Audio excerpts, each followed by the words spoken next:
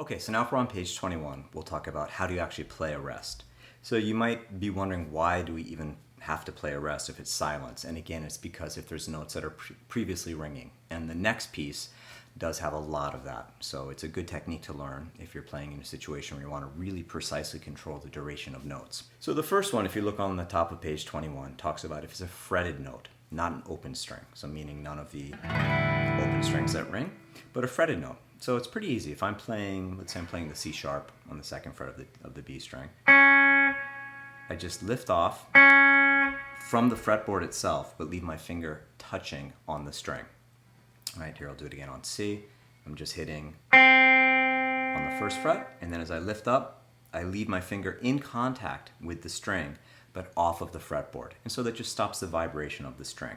You could, of course, use your right hand as well. Like let's say, just put your pick down or put your finger down, whatever you prefer.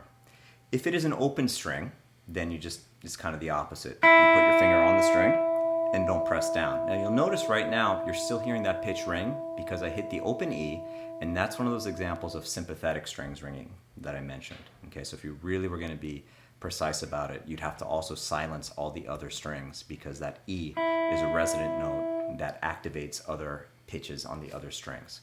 So if it's not an E, it'd be a bit easier, like let's say the G string.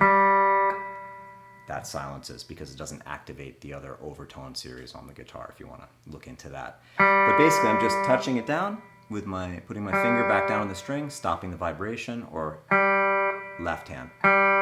So you can either put your left hand down or your right hand down, right? And that will stop the vibration. And again, when it's a fretted note, you just lift up and just let the string keep in contact with your finger. So that's the way that works.